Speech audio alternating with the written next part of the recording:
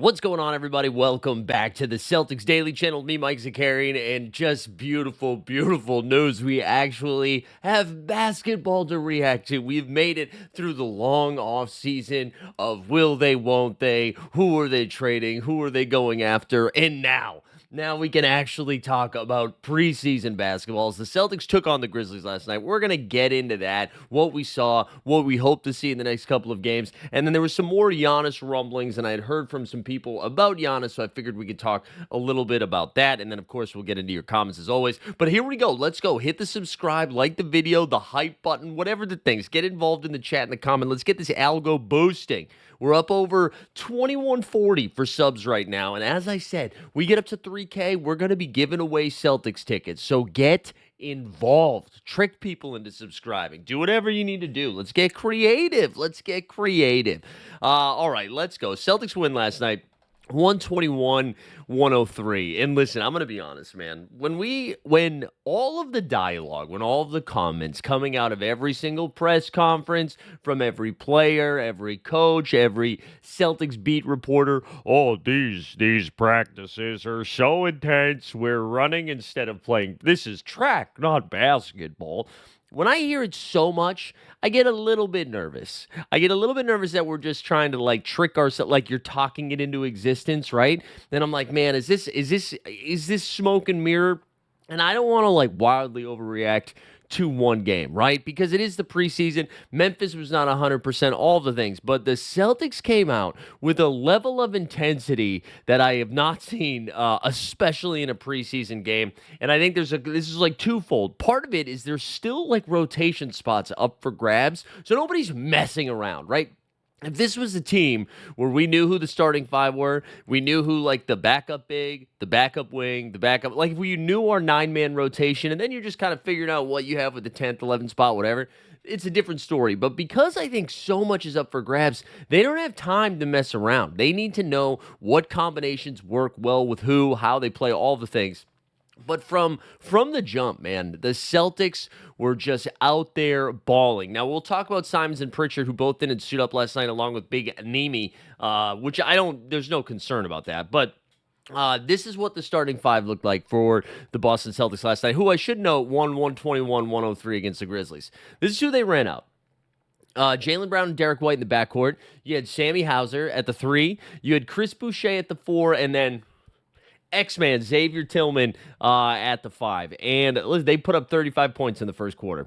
35 points. They were running. Jay King of The Athletic pointed this out, but there was a bucket, I think, early in the first quarter that Memphis scored. And instead of lollygagging, passing the ball in or whatever, within 4 seconds, the ball went from the inbound to White to Jaylen Brown shooting free throws because he had gotten fouled immediately. It was good. It was good stuff. And then the first guys that got cracks off the bench, we saw Baylor Shireman get out there. We saw Jordan Walsh and Hugo Gonzalez. They played a lot. And then Josh Minot. We'll give Josh Minot some love too. But let's start with the starters because, they started. Jaylen Brown played the first half, and I think we can get the first half, you get a better feel for who's probably playing. The second half, you can tell they're starting to work some stuff out. What do we have in the future, right?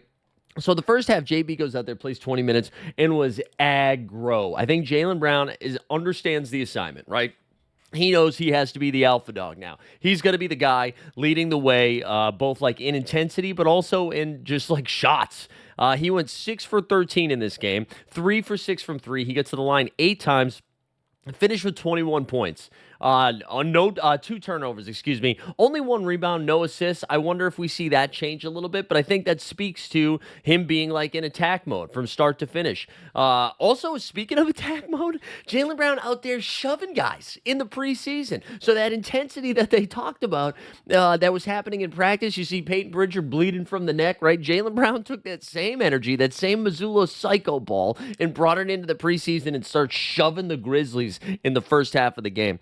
Derek White, the only thing you'd poke at Derek White for last night, who played 27 minutes in this game, 2 for 9 from 3. That that's not going to stay the same, right? We know the three ball falls for White.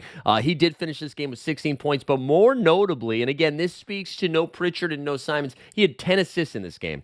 Double-double for our guy, D. White. 16 points, 10 dimes, and only, how many? 3 rebounds as well. And let's shout out the rebounds here because from the starters, right, you had Hauser, who got a board. You got Tillman, who, again, started, played 23 minutes. He had 5 boards. And then Boucher had 4 boards. So kind of rebounding by committee. I don't know if we're long for that. Like, I do think we're going to have some guys step up and become, like, our big men board man. So we'll see what that looks like in the future. But for now, for last night, to see that, like, the gang rebounding was good to see. And let's talk about X-Man, Xavier Tillman, man. So he, on the First to the Floor episode, appreciate those who went over and checked it out. On the First to the Floor episode that I jumped on, we talked about Xavier Tillman, and we talked about his comments about his knee and how he's feeling healthier, but still mentioned that it's still swelling, So it's like he's healthy, but not really. Tillman looked healthy last night, man. And there was an alley-oop, I think in the second quarter. Might be wrong about that because I watched the condensed version of the game. Tillman rises up, catches the alley-oop, throws it down. I don't think I saw Xavier Tillman jump last year. I don't think I saw him jump. So to see him catching lobs and chucking them down, we love to see that. I don't want to overreact too much, but Hugo Gonzalez, steal of the draft, steal of the NBA draft, our first-round pick at the end of the first round, Hugo comes out there and, as advertised, man, did all of the little things. He had 3 blocks, 3 steals, little sloppy with the ball. I think he wanted to let everybody know that he was, in fact, from Europe with all of the Euro steps that he was out there doing. But Hugo, excuse me, looked good. He had that rip around midcourt, I think after a made basket, a rip at midcourt in the second half, and then just yammed it down on him when he got the ball back. He looks great. Jordan Walsh, I thought, only played 8 minutes in that game because he left with the left adductor, so we'll have to monitor. It didn't sound too serious. It sounded to me more of one of those things where, like, you tweak something, there's no reason to push it. It's a preseason game, right? But we should know. I believe Walsh was the first guy to get a crack at it. Let me double check this here. I believe that is what I saw. Yeah, he was the first. Jordan Walsh was this is according to Jay King of The Athletic. Jordan Walsh was the first wing off the bench, but Baylor, Minot, Hugo all saw the court in the first half. And again, I think that's important to monitor. I think it speaks to the question marks we have from the wing position, but it is the fact that they were able to get a first half run, I think goes to show like how open of a competition this is for those minutes. And I got to give credit to where credit's due because the people when we got Josh Minot were like, ooh, baby, that's a steal. We got why not Minot. He's about to cook. And I was like, man, it's hard to even evaluate Josh Minot because he's barely played any NBA minutes. Like, he was only playing garbage time for the Timberwolves. And listen, we can't overreact too aggressively to, 20 minutes of basketball against a Memphis Grizzlies team who, let's see, who did Memphis run out there last night? Their starters were Santi Aldama, the rookie Cedric Coward, Jalen Wells, somebody named Lawson Lovering, who I've never heard of, and Javon Small. So they had no Brandon Clark, who's hurt, Jaren Jackson Jr., Jock Landells, Ja Moran, who's hurt, Edie's hurt, KCP, Ty Jerome, Scottie Pippen Jr., okay? So we were getting the B team because Memphis has already played a game or two excuse me, in this preseason. But why not Minot? And I got to stop doing that. It's just, I do it so I pronounce it correctly. But let's look at Minot's numbers here in the 26 minutes he played. He went 4 for 9 from 3. 4 for 9 from the field. He went 0 for 5 from 3. So all of his misses came from 3. We'll talk about that. He was a +8 out there. He had 3 steals, 7 boards, 3 dimes, and it was just a lot of intensity, man. He was running around, doing a little bit of everything, and I think that is like what the role that he could carve out is just this like energy guy. Jay King called him an energy maven. And like you come in, it's just like a little nose candy. He flies around like a crazy person. And then, when Jordan Walsh was mentioning those hockey shifts, I don't think you're going to be seeing 5 in and 5 out. But if if Minot's only going to play like 14 minutes a game, but he gets to go in there like a rabid dog and just kind of sprint all over the place, muck it up on the defensive end, and maybe, again, the problem I think that is going to limit these minutes, if he is 0 for 5 from 3, I think it's going to be hard for him to play a serious role or a significant role in this Celtics team. So much of that position is stretching the floor or creating spacing. And if we have a big and then a wing who can't shoot the ball and are not a threat from three, it does clog up everything else quite a bit. So Minot's going to have to get a little bit more consistent from three, but I'm not going to nitpick for 20 whatever minutes of basketball. Like this is I think overall a positive. Hugo again too. Just want to go back to Hugo for a second. Just great energy, man. Good feel for it. Again, a little sloppy with the ball, but for the most part, like just makes things happen, like as advertised, right? Not somebody that's going to average 20 and 5, but seems to put himself in the right place at the right time and makes things happen. I hate comparing guys to other guys that have been on the team, but it does have those like the best of Marcus Smart of those intangibles. I'm not saying that's what he is right now, but I'm saying that is like the feel of the game that Marcus would have in a lot of those moments. I think Hugo can bring to the table. And he was also on ball a little bit, which is not something that I expected. So if we're going to see Hugo doing some run point Hugo, I'm here for it. I'm here for it. Anything, let's get weird right now, especially with no Pritchard and no Simons in this one. Let's get weird now. I apologize, guys. The allergies are crazy. But this is fun, man. I mentioned Boucher. He took 6 threes, only made one of them. That's not going to cut it. Let's do Baylor Shireman for a little bit. In his 21 minutes, he had 13 points, 5 boards, 2 dimes, 2 steals. Can we just shout out the steals here? I'm going to tell you the guys who played that didn't get a steal. Jaylen Brown, Jalen Bridges, Luka Garza, who we got to talk about in a second.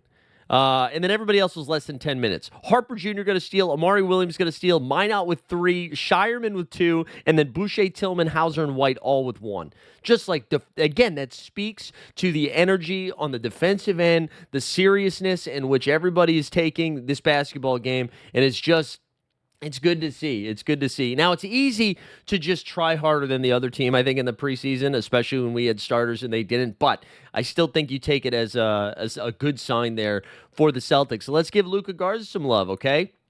I don't know if I'm a believer long-term, but our guy got to the line 9 times last night, knocked down 6 of them. For those paying attention at home, 6, 9, nice. Garza finished the game with 10 points and 10 boards in 16 minutes. That is like, listen, the offense was never going to be a question. We know he can fill it up on the offensive end. The defensive end, like what are we getting from you defensively? That's what comes into question. But Luka Garza was out there. I mentioned Shireman did not shoot the ball well. 3 for 9 for 3, 3 for 13 from the field. Like that's going to be a little bit more efficient. But I would just say, like, listen, let's just move on to Simons and Pritchard, who didn't play last night, right? So you insert Simons and Pritchard into this roster. Excuse me. And Nemi, who was sick last night, did not play, I believe, right? So let's rejigger this roster. So you got JB and White. Let's keep one of Sam Hauser or Boucher in there, and then you throw one of Pritchard or Simons, and then Nemi, right? So that's your 5. That's going to be your 5. The 2 guys who I mentioned, like one of Sam or Boucher, and one of Simons or Pritchard, that's like your 6, 7. And then like we got good play there from Jordan Walsh while he was out there looked good, and then Hugo looked good, and Baylor looked good at times. And then you also had Minot, and that's not including the bigs who, again, Tillman 7 and 5 in his 23 minutes, and Luka 10 and 10. I think you're starting to see that, like, maybe the consistency won't be there. And the concern you have when the consistency's not there is Joe going to be pressing too many buttons, right? Because it's almost like this weird luxury's too strong of a word, but he's like, Nemi doesn't have it tonight. Luka, get in there. Walsh turns it over. Hugo, get in there. Baylor, get in there, right? You know what I'm saying? Like, can you overpress the buttons? And if that is the case, then you can see development get stunted a little bit. However, if we do glass half full around this conversation, I think what's nice about this is it just provides options. It provides options. And it allows guys to probably stay, I wouldn't say rested is too strong of a word, but ready, just ready. Because I know I'm overreacting to one game of preseason basketball, but this gives me a little bit of hope of seeing those wings run around in the way that they did. And if they are able to just play, and I don't know if it translates to playoff series wins, but in the regular season, I do, especially with a long 82-game season, it's easy for teams to fall asleep at the wheel. We've seen the Celtics do it, right? Have like a 2-game, 3-game stretch where they just seem like they're going through the motions. If you have a team like this that's playing at this level of intensity, I know I compared it to the Indiana Pacers a couple weeks ago, but that was the style of play they were playing. They're like, we're just going to try harder than everybody. We're going to run faster than everybody, and we're going to run longer than everybody, right? And if that's what they're going to do with like 9 to 11 guys that can get out there, and just kind of like the drop off isn't so massive between guy 7 and guy 9 or guy 5 and guy 7. You know what I'm saying?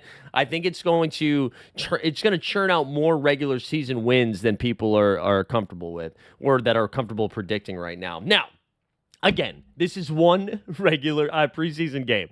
So who knows? I mentioned their next one, excuse me, is going to be on Friday, I believe, right? Because what's today? Thursday? Yeah, on Friday. I believe they're going up north, to Toronto. So that'll be a bigger challenge, assuming Toronto rolls out more of their starters. Like, I'm not scared of Toronto's bench, but Toronto's starters, if they're throwing out 5, it's Jakob Poeltl at the 5. They've got Brandon Ingram, Emmanuel Quickly, R.J. Barrett. Will he be on the trade block? I don't know. And then Scotty Barnes, right? If one of them sits, we'll see a little bit more Jonathan Mogbo, maybe Jacoby Walter, Grady, Big Old Dick. So, like, all of those guys, it's just going to be maybe a little bit, a bigger talent pool than what we saw in Memphis last night. And then on Sunday, the home opener against Cleveland, there's still another week of preseason basketball. Preseason goes all the way to the 17th, I believe. So I don't know. I don't know if we get the full Cleveland experience or if they limit some guys. But I would say, like, listen, this is a positive start. Yeah, I loved what we saw with some of those wings. I mean, that's going to be the big rotation, and the wing rotation is going to be the thing to watch. The other thing is, like, let's see how I want to do Simons and Pritchard play together. Do we see them on the floor at the same time together? Who gets the start? Missoula, always goes out there and says, don't worry about who's starting in the preseason. That's not necessarily going to matter. But I'm focused on who's playing in the first half. Those seem to be, though that matters to me, who's playing in the first half. But anyway, wow, 17 minutes, dude. We're so freaking back. 17 minutes on one preseason game. Are you kidding me? Dude, I'm so hyped. I am so hyped. Is it also because my 40 and over team won last night and I knocked down a bunch of triples? Yeah. Vibes are good this morning. Let's mess up with the vibes. I had some people talk like, because since the Giannis news, I've heard from friends and from people who tune into the show or my other shows, like, what's like the likelihood that the Celtics put together a package for Giannis? I would say like sub 1%. But the case for it, and shout out Mike Weisberg who had mentioned this, I think the case for it is if you look around the league right now, who is offering, like, because Jaylen Brown would have to be in that package to do something like that.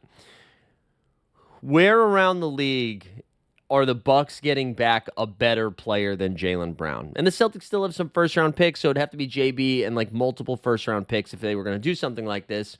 You look around the league, like, if they go to Houston, probably somebody like Sengun is in there. If you go to San Antonio, it's like De'Aaron Fox and then stuff and picks and stuff. I don't even know. The Warriors, it would have to be like Draymond Green and Jonathan Kuminga. So, like, if they were just trying to get the best player right now, I think that's how they would do it. I think this is not an option. I mean, I know that's fun to, like, fantasize it. I'm not. I'm all in on just Jaylen Brown being an all-NBA guy this year. Well, let's just roll. Let's roll. But I do think that is what if the Bucks were like, hey, we think, hey, maybe Tatum's not 100% when he comes back. Maybe he's not that same guy. And then we go and we trade him Giannis. We know Giannis breaks down all the time. So maybe the Celtics picks are better than we thought. And we get an all-NBA guy in Jaylen Brown. I don't see it happening. Wow, my dog just came flying in. I don't know if you guys saw that. I don't see it happening, but it's good. It's I don't know. Those are the rumors that are going to happen because I promise you, the Giannis rumors, if you thought they were bad this summer, they are just going to stay fired up this entire season because once they get off to a slow start, it's Jover, baby. Speaking of Jover, we're almost done here. We're going to get into some of your comments from yesterday's video. Do me a favor, hit that subscribe. Let's keep this channel cooking. I want to shout out our guy Spiz Plays Games because he, the O-Town reference. You guys got an O-Town reference yesterday. We're built different here, okay? We can talk about Hugo's rotations on defense, but we can also spit O-Town game. Let's get to some of your predictions because that's what we did yesterday. I think I said they were going to be 45 and 37. I think that's what equals 82 games. Carlos Harris said, I'm looking for a 50-win season. These guys have something to prove, and they're being much too overlooked. Spiz says where he's going dead 500, 41 and 41. NBA Update says we're about to get the third JB Prime season. I'm here for that. Samuel Henry was like, let's chill with the positivity. 30 to 35 wins. Okay. And then Chris Mailot was saying, hey, if they start off strong, can they make some midseason moves? I think that's a good question, right? Because when you see teams that overperform or overachieve, we're like in February, like, hey, can we make another move? Can we get a little bit better? Problem is with the Celtics roster and salary right now, I think one of like a Simons or a Hauser would have to be included. I don't know how much they can upgrade without moving a big piece like that, aprons and all. But that's something to monitor, I guess. And then what else? Jeff again put in all caps. Like I said, here we go with the 90s all over again. Tight-ass new owners just destroyed the team. I get the sentiment. It sucks to see a new owner come in and then immediately lose Porzingis, Holiday, Luke Cornett, Al Horford. I get it. This roster, if it stayed the same, was going to be $500 million with no Jason Tatum playing this year. It's just financially irresponsible. And I think when they extended Drew and KP, we knew they weren't going to be able to stay in long term because of the CBA, the collective bargaining agreement. We already knew that. We knew that. And it was just like, here's our title run. Let's reward our guys for hanging out. And then that's it. That's it. And speaking of that's it for me. That's it for your boy. Thanks for hanging out with the Celtics Daily with me, Mike. Get involved in the chat. Let me know, what were you most excited about last night, huh? What moved the needle for you? We will see you guys back here tomorrow. We out.